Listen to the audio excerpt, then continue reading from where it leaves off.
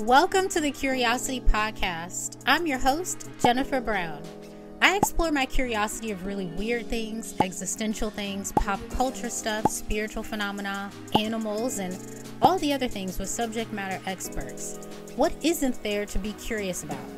In today's episode, I explore my curiosity with affirmative action. I'm joined by Dr. Donna J. Nicol, author of Black Women on Board, a book about Dr. Claudia Hampton's fight to save affirmative action in the California State University school system.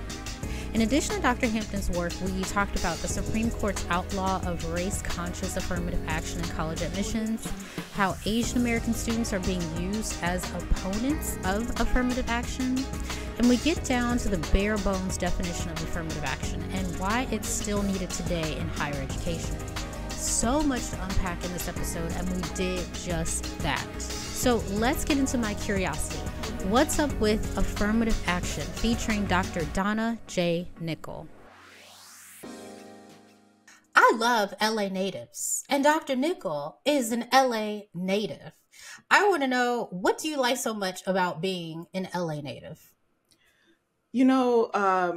I like the fact that while everyone has these stereotypes about Los Angeles and are these assumptions about what they see in television, we really are like down to earth people, particularly the Black folks, because we have not, we know that there's this kind of myth of racial liberalism in California because we've experienced police brutality, we've experienced the segregation, we've experienced all the things, and yet we still build businesses, we still have, Black elected officials, we still, kind of function in tight-knit communities, despite the idea of people kind of coming in to, for the glitz and glamour of Hollywood.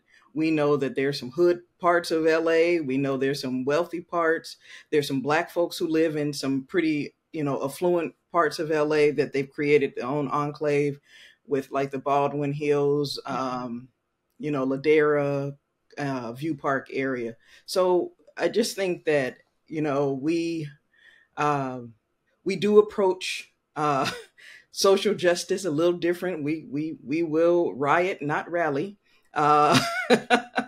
But For sure. Yeah, I think that, if you got to know people who have lived here and seen the transformation of the community, you would have a better appreciation for LA Black folks.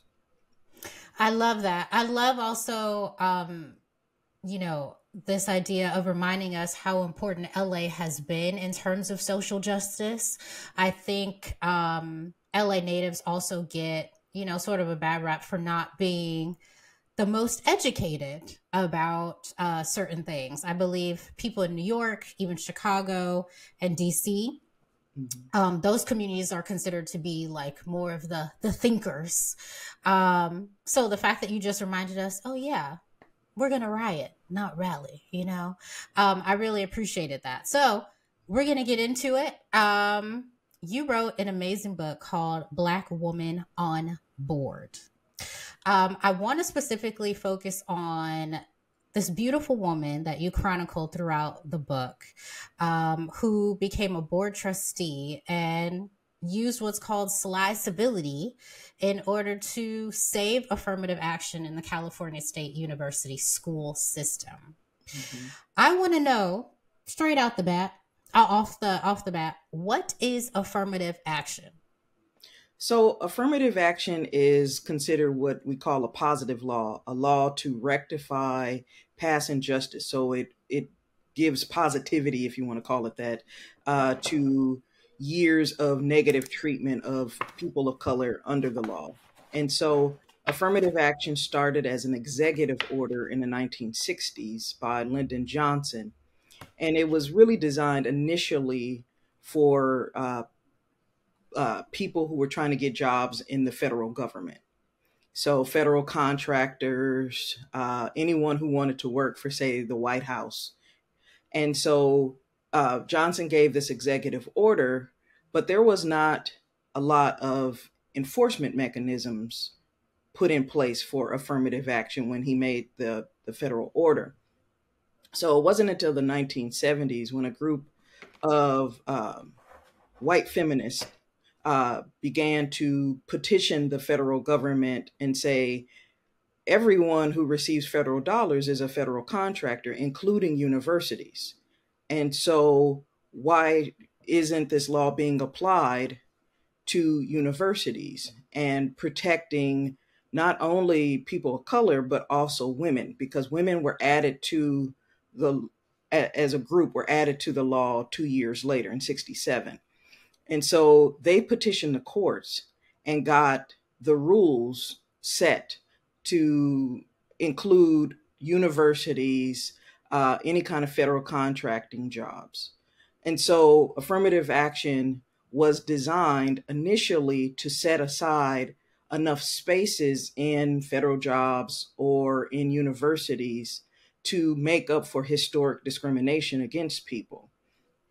Over time, though, by 1978, the Supreme Court ruled that those set aside, the quota system, was illegal. So what the rule says is that race can be, before it was race was the factor, or gender was the factor that would make the final determination if someone would get hired. But after 78, it said race can be a factor, or gender can be a factor. It would be a bonus, but you have to meet the minimum criteria in order to get the job. And so a lot of people still think that affirmative action was just the quota system, but that was outlawed in 1978 with the UC Berkeley case. And so from 78 forward, race is a factor, not the factor. And so if you look at college admissions, for example, the students have to still meet the minimum, test scores, minimum GPA. They have to have all of the subjects. And the determining factor, or not the determining, but an added plus would be race or gender. But also what people always fail to acknowledge is that, your parents' educational level is a factor. If you're an athlete, that's a factor. If you participated in student government, that's a factor. So this idea that Black people and women and other people of color are getting some bonus ignores the fact that if your parent donated money to the university, that gives you an extra edge in getting into the university. Who historically has money to give in large sums to a university? It's not Black folks. And so a lot of the messaging that people get about affirmative action is that it only benefits people of color, and it does not benefit white people or white women, which is completely false, because white women are the largest beneficiaries of affirmative action. So basically, it was designed to rectify historic wrongs, but folks have latched onto it as if it gave one group more advantage over the other. Well, you were advantaged already. Why do you need more advantage? And that's the question. You were advantaged already. Why do you need more of an advantage? To your point about affirmative action being, and as I heard it, a way to rectify past disadvantages or past, there's a better word that you used. What Injustice. word am I looking for? Injustice. There we go. Injustice, discrepancy, large gaps in education, specifically, which also leads in large gaps in wealth and even opportunities to obtain wealth. This is a rectification tool. Mm-hmm. And so for the messaging, as you said, to have now turned into, affirmative action is benefiting Black people, and specifically Black people. They always want to attach affirmative action and Black people. It's benefiting Black people more than white people, right? Mm-hmm. So this is so good because you said so many amazing things and my brain is going here. What I thought about as well is there's this book that I have read. It is my marketing Bible. It's called Contagious by Jonah Berger.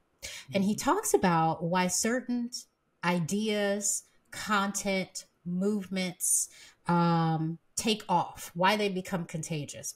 I believe in terms of affirmative action and the misinterpreted and blatantly incorrect messaging has taken off from 1978 to now is because it hits on what Jonah talks about, emotion, specifically high arousal emotion, getting people so caught up in disgust, which I guess that can get people right riled up, people being angry to the point where, again, they are I mean, it could get to the point of terrorizing people, right?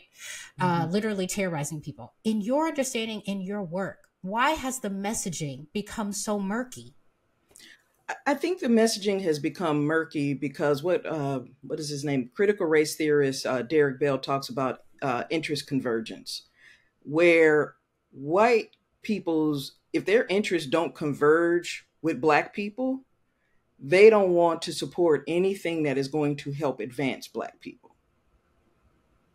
Because any because it's perceived as these things, they realize that that opportunity is currency, right? And in a highly capitalistic system, you want it, you don't just want money, you want advantage, you want opportunity, because that will give you access eventually to the currency or to the money.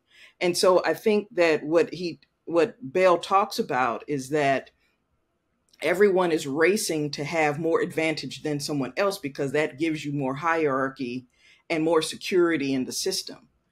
And so I think why it's become murky is in part because politicians have used it as a kind of wedge issue whenever they want to get votes. So they'll cast affirmative action as something that is bad, particularly in economic downturns, that affirmative action is taking away your ability to get your bridges redone, or affirmative action is cutting into our military budget, or affirmative action is preventing us from like expanding our global stamp around the world. Like all of these reasons, it becomes the whipping boy for all of the other things that politicians want, when in actuality any type of affirmative action is usually like small. It only takes up small budgets. And so when you're irresponsible with the language that you use around affirmative action, it can be used as an advantage for you as a politician. And then people will turn around and support affirmative action when the money is free flowing. When we have a surplus budget, okay, yeah, we'll have affirmative action. And so it's this kind of scarcity thing that kind of really kind of drives the anti-affirmative action kind of language and rhetoric. So the connection between race and class and race and economics is really important to understand why people are against affirmative action. It's racist, but it's also a class issue or an economic issue. And because everyone in a capitalist system wants to be the person who dies with the most toys, people view affirmative action as hindering their opportunity to get to the top. But it makes it seem like Black people didn't work hard even with affirmative action. Right. And so it's like, well, you just got in because of affirmative action. And it's like, well, you just got in because you're white, and you never want to own that part. You always make it seem like you've worked hard, when in actuality, you've just had transgenerational wealth and opportunity.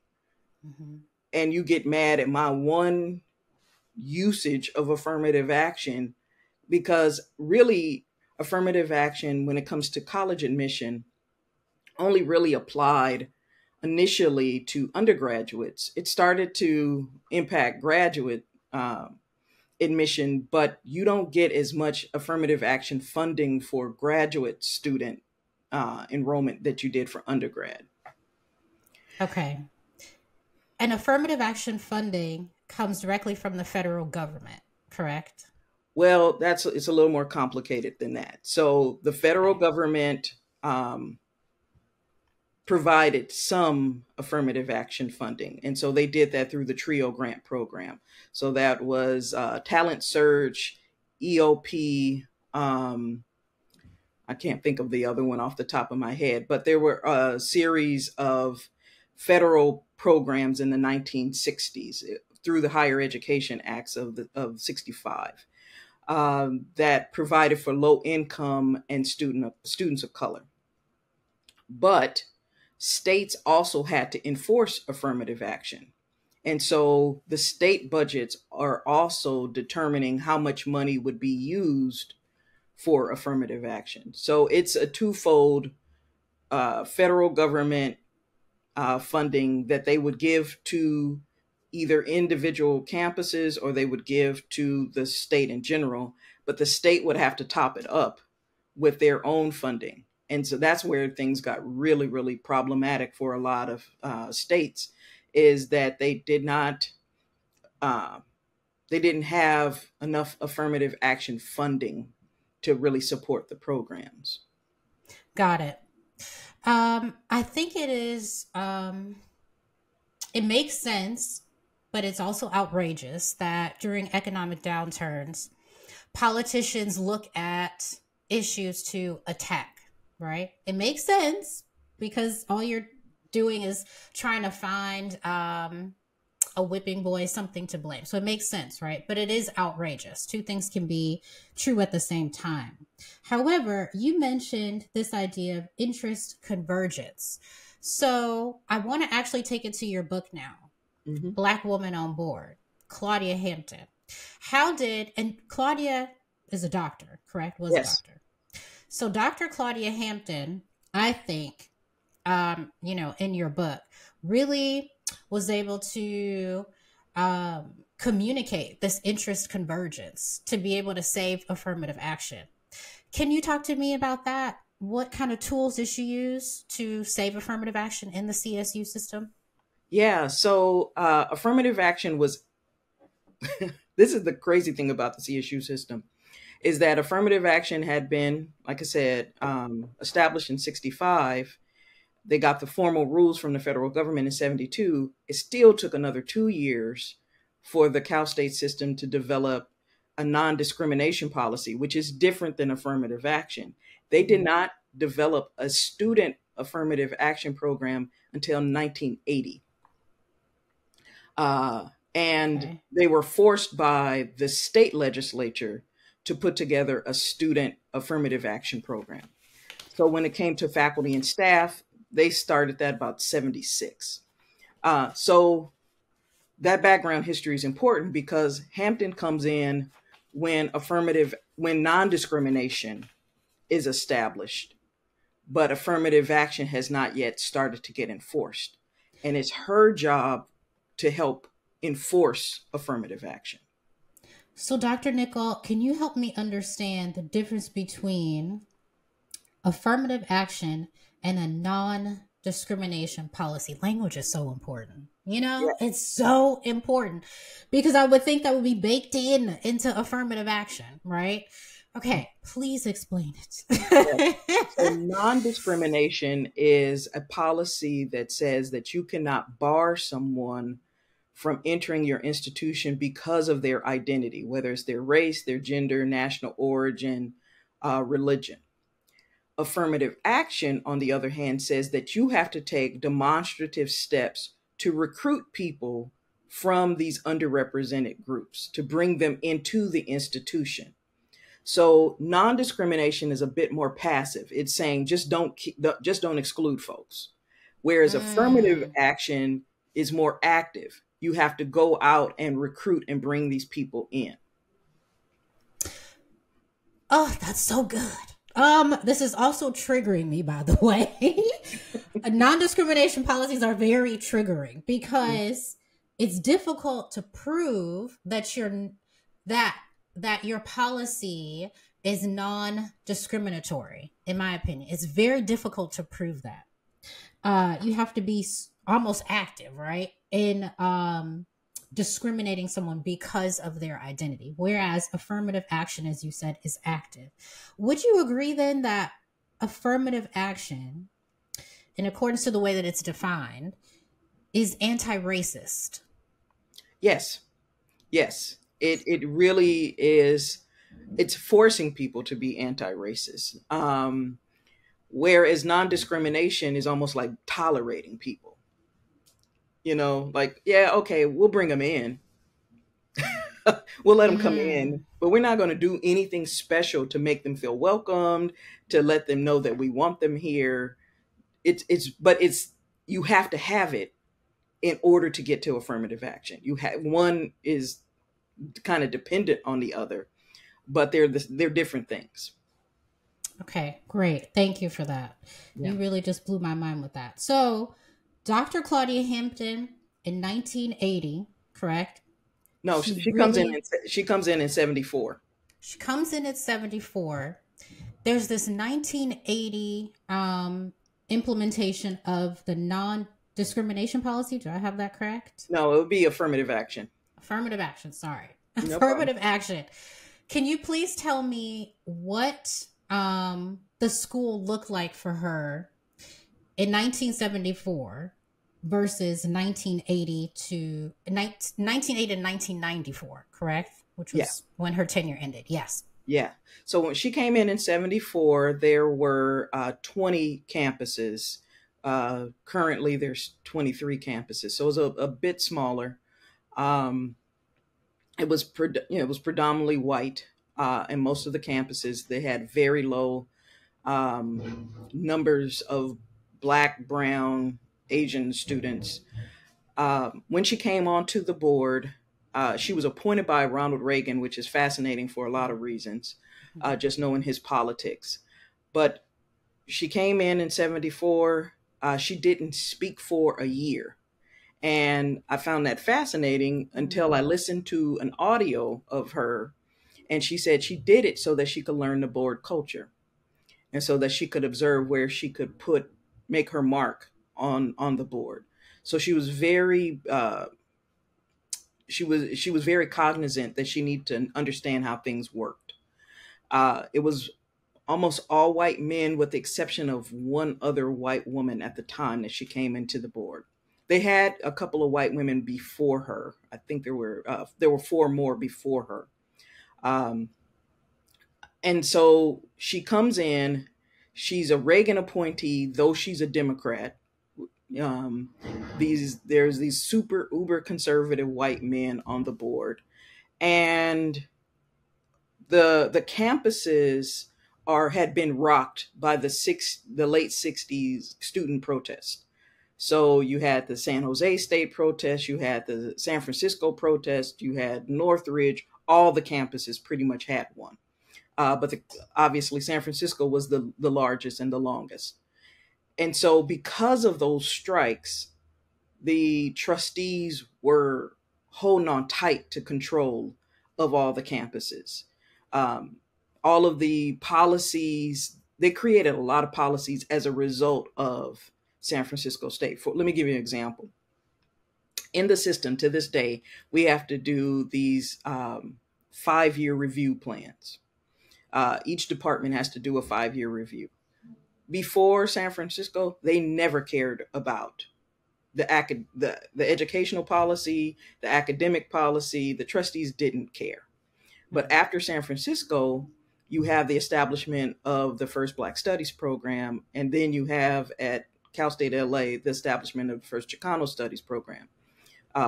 And so all of a sudden, they're requiring those programs to do these 5-year reviews, and then they realize how racist it looks to just single out the Black and brown folks for review and said, oh, instead, all departments have to do these 5-year reviews. So we're still living with the legacy of them wanting to watch these programs that were specifically targeted toward Black and brown students.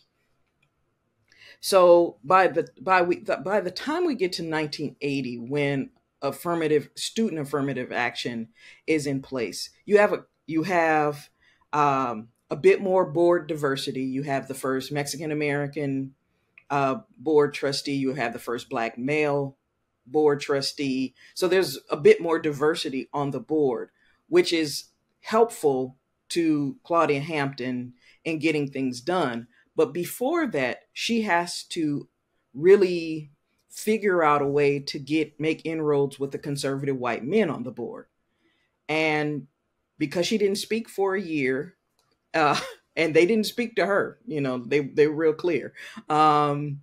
She figured out, okay, this board trustee is the powerful one. I have to trade votes with him in order for the rest of them to think that I'm okay. So she started trading votes with a man by the name of Charles Luckman. He was the longest serving trustee, but he was a world-renowned architect, and that's why they all kind of deferred to him. She started trading votes with him. And then as time went on, she realized that they were doing backdoor deals and having backdoor conversations, and she had been excluded. And she wouldn't hear from them for, periods of time. And so she started to offer to cook dinner for them. And that is how she got placed in the telephone network. And so I describe this in the book as an example of sly civility, where she is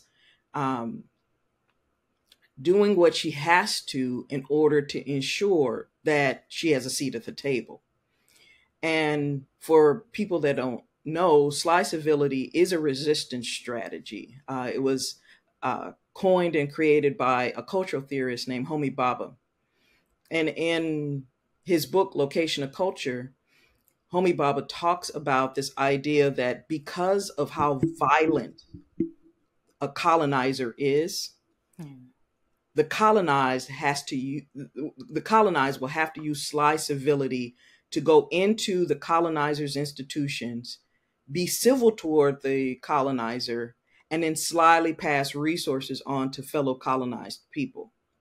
And so he was using this within the context of colonial India, but it still applies. This whole idea of going into an institution, learning and being friends with people, making dinner in the case of Claudia Hampton, in order to get access to the telephone network where all the deals were made that would allow her to advocate for affirmative action.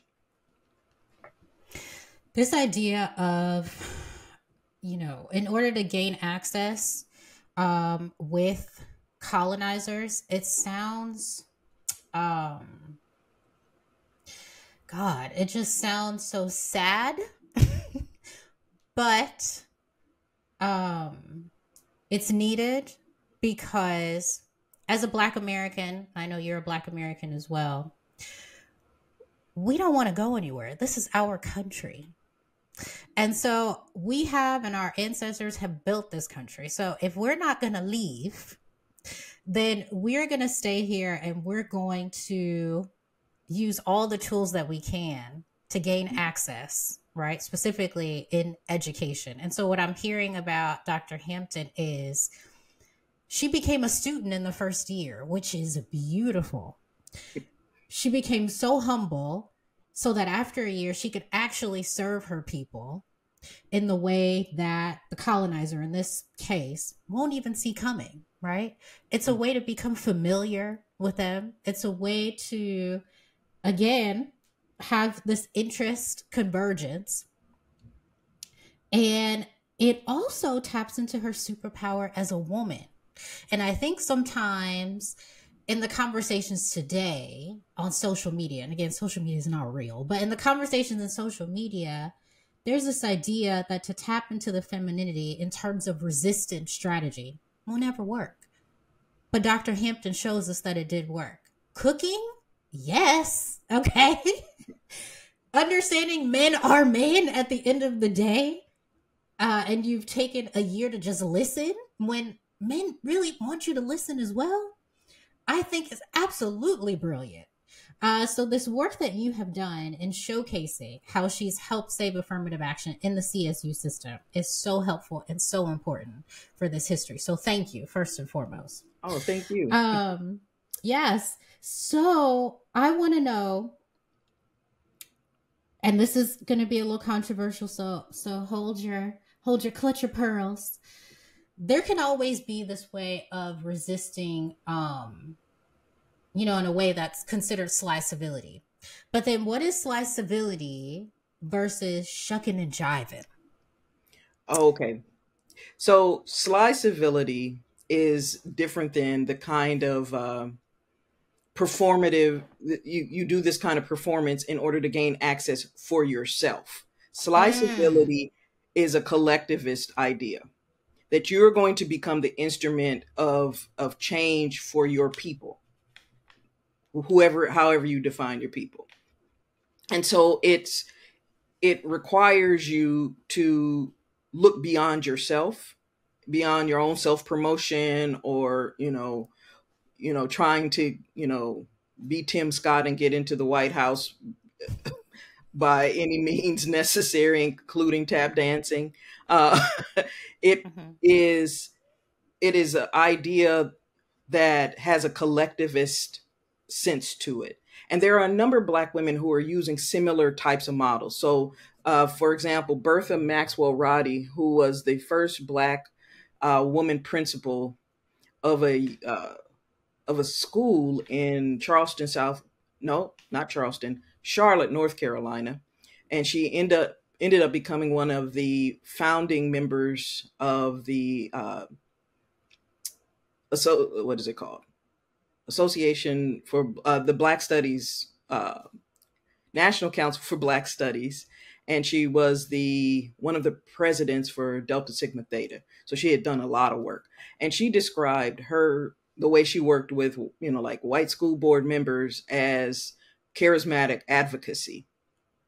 And there are a number of Black women, especially in the post civil rights movement, that we don't see because Black radicalism was the kind of social norm of the day. Whereas Hampton Mm. and Maxwell Roddy and others are using a type of Black pragmatism. So you think about Shirley Chisholm, who is saying, look, I'm on the inside so that you can freely protest on the outside. So don't call me a sellout. I'm actually working to benefit you, to put policies in place for you.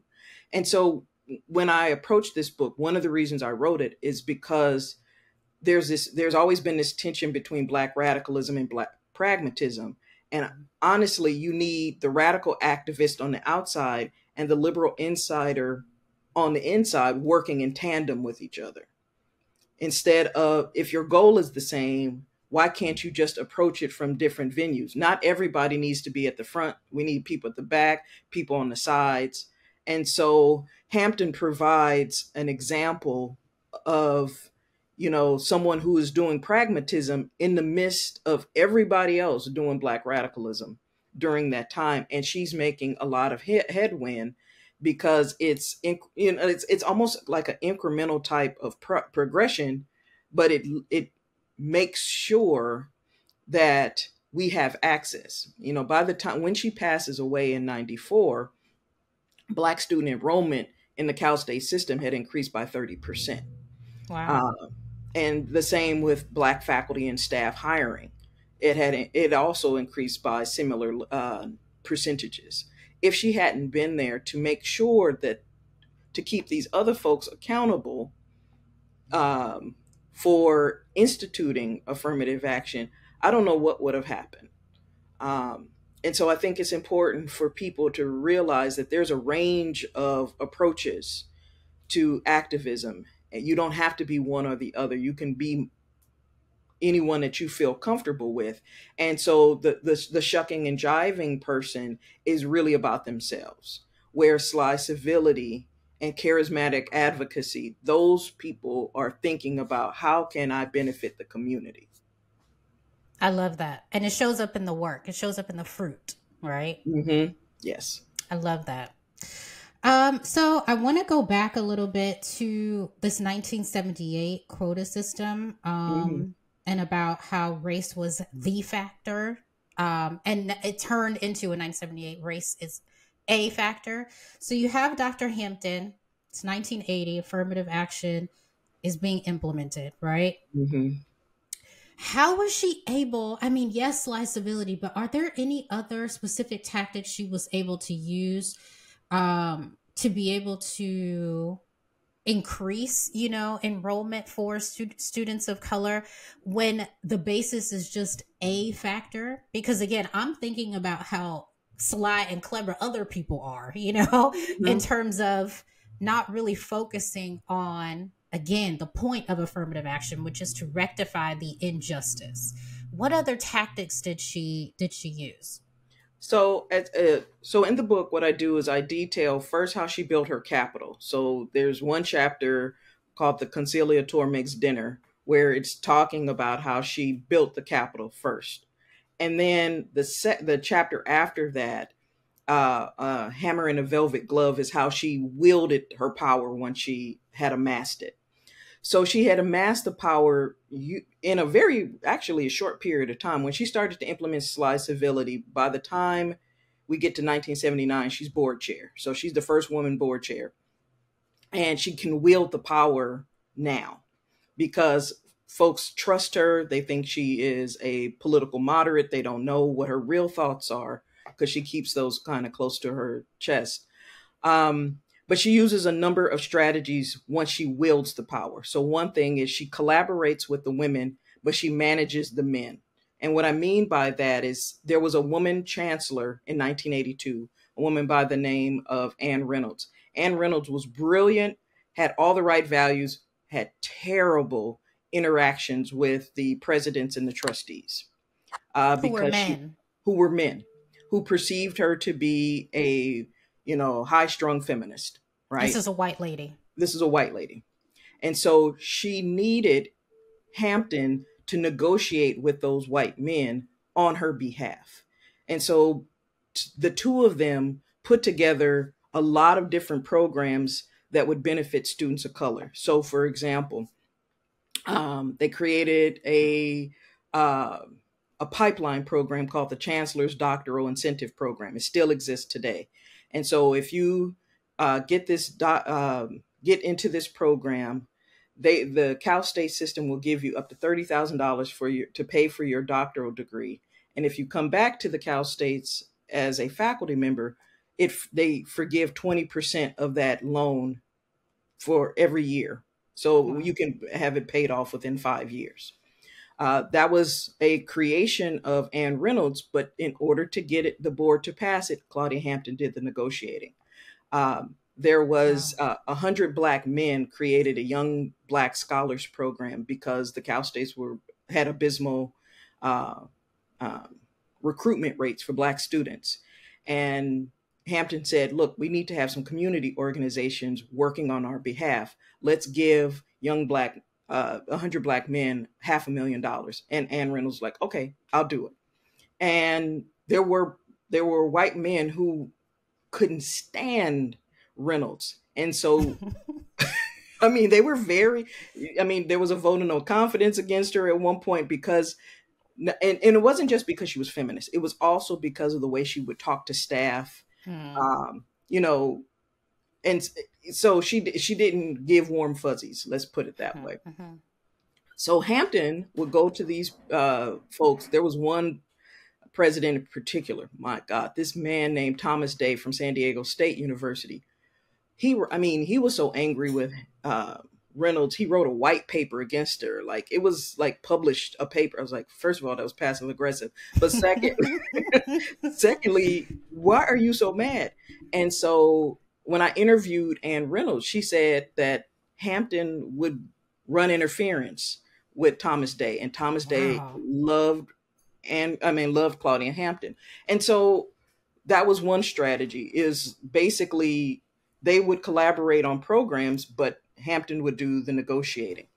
Some other strategies that she used, because she served on the board for as long as she did, for 20 years, she served on all of the committees except for one. There was only one committee of the 9 major committees that she didn't serve on. And that increased her influence because she got to know the ins and outs of all of the all of the personnel on the committees, their policies and procedures. And she would sometimes go into those, even if she wasn't appointed to that committee that year, she would go to their meetings because she wanted to keep up with what they were doing because it might have an impact on affirmative action later. So her strategies included also the extensive preparation for meetings. She would get prepared. She would meet with the CSU had finally hired an affirmative action officer, a man by the name of Herb Carter, who was African American, and they lived like down the street from one another. And they would strategize. She would cook dinner for the white men. Then they would go to board meetings. And then when she was board chair, she would call on the people who were her allies first, so that they get to talk, and then everyone else had to defend themselves. So she knew how to run meetings very well. She also collaborated with the other trustees of color. So they would sit down together and meet as a separate group and plan when they came on later onto the board. And so there were just a lot of different ways in which she would run circles around folks. And the best thing that she ever did, probably contributed the most to her success, is she was originally appointed to the Organizational Rules Committee, which is everybody treated as a throwaway committee. But she read the policies inside and out. And so she knew the policies, she knew the procedures, and she would use that, she would wield that when she needed to. So for example, there hadn't been a policy update since 1960 when the system was created. And so she, in the middle of it was an economic downturn, and she said, well, we can't hire a chancellor right now because we don't have any money, and things are unstable, but we can review board policy. And so she forced them to review board policy and integrate a mandate that campus presidents were responsible for the enforcement of affirmative action. Wow. Campus presidents would be responsible for affirmative action, implementing affirmative action, keeping it there. Yeah. Wow. And what year was this? That was 80. What year was that? That was 1990. Wow. Because before that, affirmative action was, you would have an affirmative action officer on campus, and they would speak to the chancellor, but the president wasn't held accountable for anything. Wow.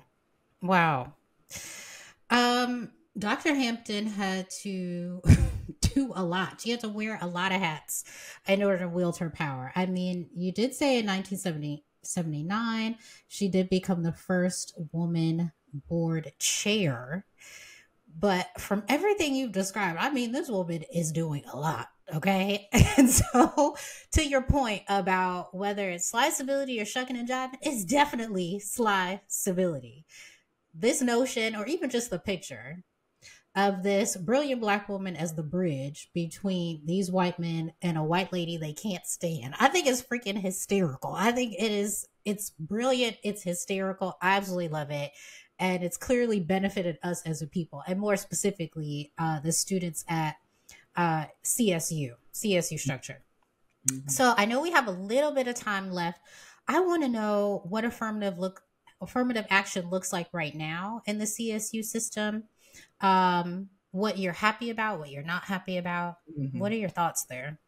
So, affirmative action went away with Proposition 209 in 1996 in California.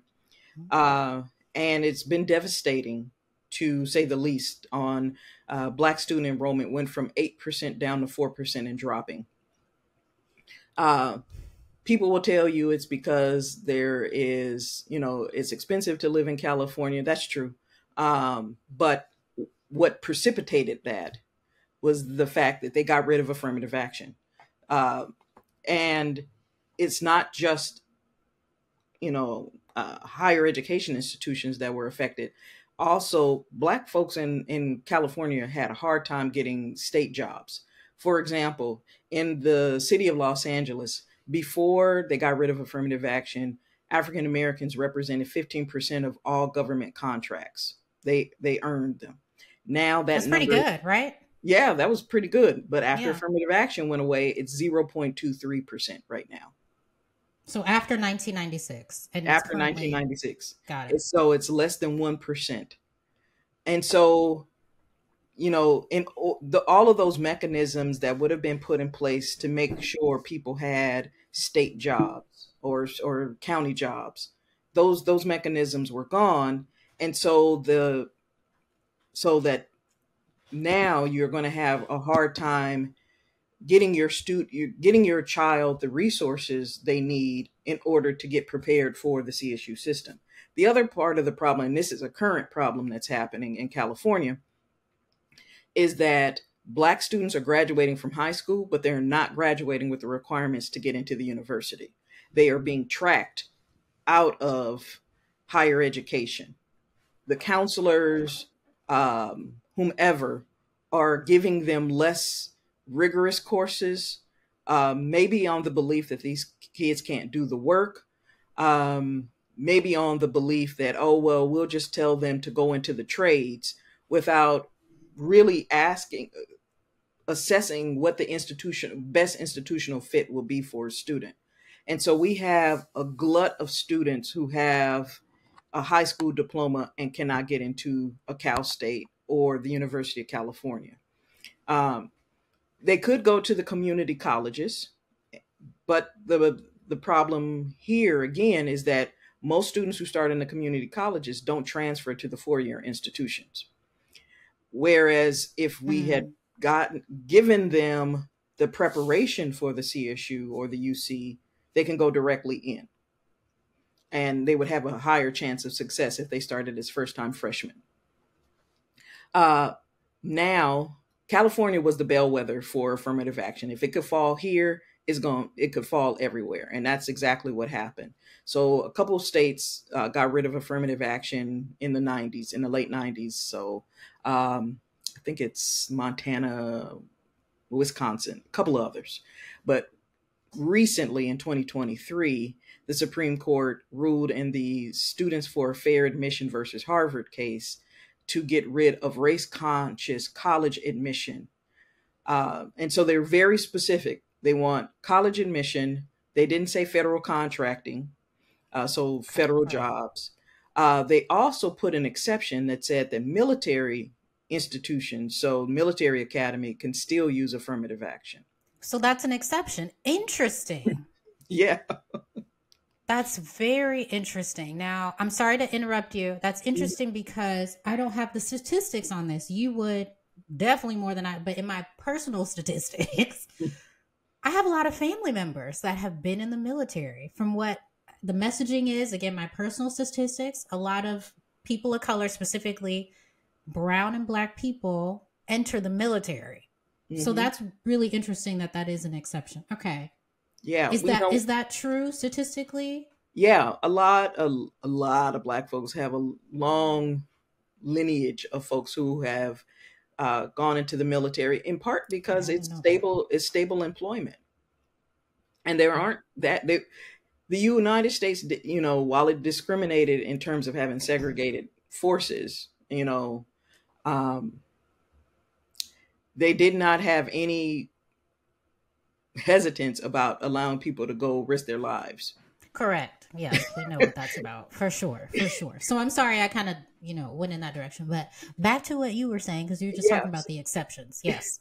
Yeah, so that's an exception. And so it's curious that it's an exception because yes, it is. If you can keep educating people in these military academies, they become officers who have control or say over the ranks, which are usually Black and brown. So I just thought it was a little interesting that they made that exception. Well, we need to have a diverse military. Well, you need to have a diverse police force. You need diverse, doctors and lawyers. Mm-hmm. You need diversity everywhere. Why is the military so specialized? That's good. Yeah. That's a good question to have. Yes. So California will really be an example to other states about what will happen once affirmative action the erosion will get implemented. It usually takes about 2 years. So the Supreme Court made the Mm. decision in 2023. And so campuses need to figure out very quickly what they're going to do as an alternative. And there are possibilities. So one is a thing called holistic review. So holistic review is this idea that you look beyond the traditional measures for admission and look at the context by which the student performs. So you would consider the student's socioeconomic background. You would consider the fact that the student they grew up in, grew up in the projects, but they still managed to get a pretty decent GPA in spite of all of the challenges they might have faced. So it requires you to not use this kind of formula, because that's the big secret of college admissions. It's a formula that they plug in. Um, you would get rid of the test scores and you would focus on student writing and, other types of demonstration of skills. So holistic review is one part. The other thing is in terms of if you want to have like earmarked money for specific groups, you can use community foundations. A lot of universities are just throw their hands up in the air. Cal States have done this too, and say, well, we can't have any scholarship for Black students or none for Mexican American. And that's true, but they can partner with the community foundations. And so they're donors who want to give specifically to a community foundation. They can earmark something for students at, let's say, I'll give you a prime example of how this happened. At Cal State Fullerton, which is in Orange County, California, there is an Orange County Community Foundation that runs a Black Excellence Fund, and they also run a Mexican American higher education scholarship. And so instead of giving the money to Cal State Fullerton, they give to the foundation, but only for students who will attend Cal State Fullerton. Interesting. So using private foundations to give but community foundations, the ones that are really invested in community, giving money to them so that they can give that money, those scholarships out to those targeted groups. That's something that universities need to consider. Instead of hoarding onto the donor money, it's like, okay, if the donor expresses that they want to give money to benefit Black students, and I had it happen when I was chair of Africana Studies at Cal State Dominguez, I had a number of folks who wanted to give to Black students, but I couldn't do anything because I can't give directly. I said, why don't you set up a community foundation grant and say, Cal State Dominguez Hills African American students, make that a criteria. You can do that through a private entity. It's when you start dealing with federal or state, that's when it gets murky.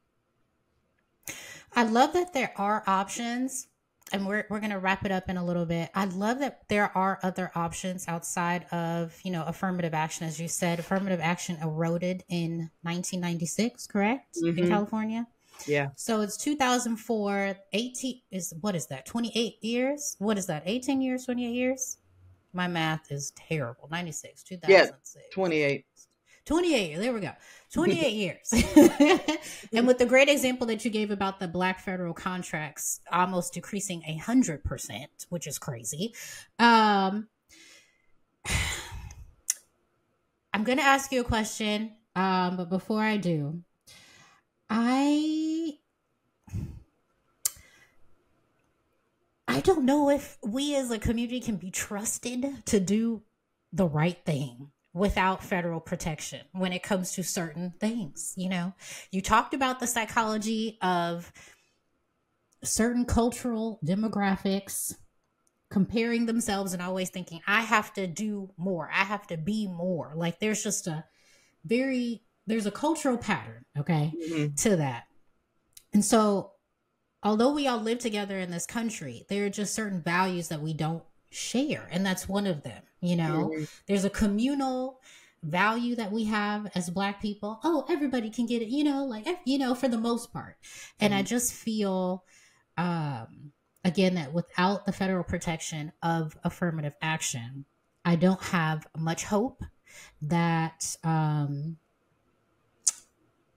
universities will do the right thing, will do what's right for this country. And also, I think what incentivizes the country, because I think um, when there are, uh, you know, Black people, brown people, people of various socioeconomic statuses, you know, all those different identities, gender, when we're all able to get together and learn from each other in the academic environment, it really does make our country better. And it makes us more money. I know that's what we care about collectively, but it Mm-hmm. also does, right? So, Yeah. my last question to you, Dr. Nicol, before we get out of here is, what is your hope? What is your hope here for affirmative action?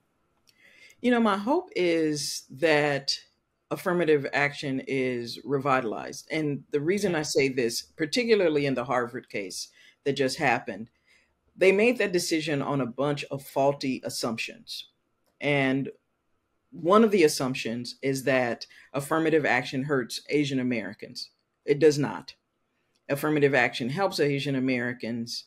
And Asian Americans have been pretty maligned in all of this. And why I say Mm-hmm. this is because the person who brought the case against Harvard is a man by the name of Edward Blum, the same one who went after the Black Women's Freedom Fund group.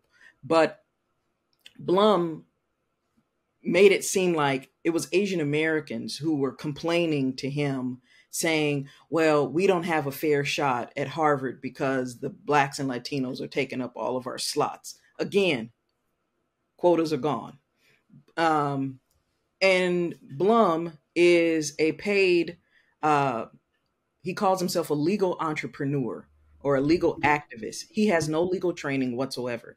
But what he does is he goes out and he kind of whips up frenzies, you know, and tells people, Mm-hmm. I'll support you if you want to take a case to the Supreme Court. And he gets funding from conservative foundations in order to do this work. He was a good friend of Ward Connerly, the Black man that worked to get rid of affirmative action in California. He first worked for him and now he's gone independent. And so his organization, Students for a Fair Admission, didn't really have any students who were part of the organization. These were just anybody could join this organization. And so a lot of people who were not connected to Harvard, not Asian American, you know, were had propped up this organization, and he brought this lawsuit on behalf of an organization whose member roster you probably would look at and like, who are these people? Right? Um, and one of my articles that has to do with conservative foundation money was used in the amicus brief in support of Harvard, to say that this is an economic activity where he's using race capitalism as this kind of wedge, because what they're trying to do is to limit the number of Black, brown, even Asian students in Harvard, because they want to make sure that, you know, white students have full access to the uninterrupted access.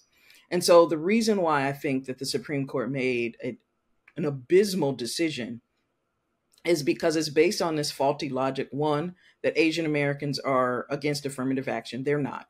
Number two, that you have a lot of outside external forces outside of the university that is trying to structure and order what happens in universities in an image that they want to see. Like they want the student body to return to the pre-1950 student body where it's mostly white and mostly male. And so I think that my greatest hope is that voters will start to understand not just the presidency, but when you make a vote, you're casting a vote for the next Supreme Court justice. You're making a vote on these Mm. policies that will have ripple effects well beyond, Joe Biden, or if oh gosh, if Trump got in again, even if he was in for 4 years, the stain of his presidency will last for decades. And affirmative action is so necessary because we have not gotten parity between, racial groups, despite all of the rhetoric of post-racialism, and we've achieved so much.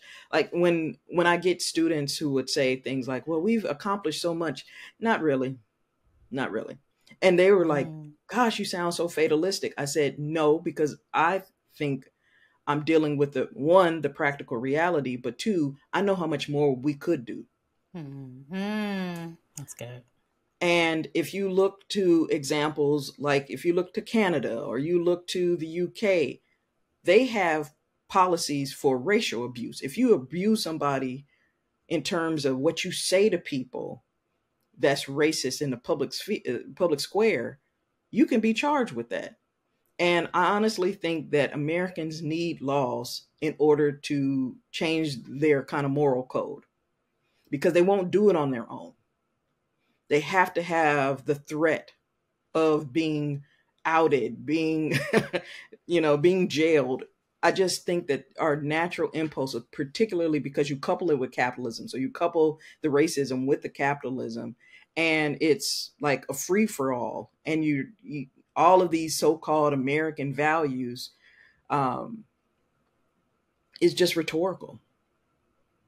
Dr. Nicol, you are spitting bars right now. This has been such an amazing conversation. Thank you so much for your work.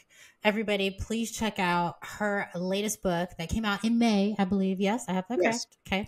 Black Woman on Board, where she tells the story of Dr. Claudia Hampton using SLI's ability to save affirmative action in the California State University system. It's incredible. Yeah, thank you so much for being on the Curiosity Podcast. I really appreciate it. Oh, thank you for having me. Thank you so much to our guests for joining me, and thank you for listening. This episode was edited by Edonis Bacaj, hosted and executive produced by me, Jennifer Brown, produced by Latrice, Lauve, and distributed by BlakOWND Productions. I hope you'll join me again on another episode. The Curiosity Podcast is a safe space to not only explore my curiosity of all the things, but yours as well. And together, we get to dig a little deeper as to why that curiosity exists in the first place.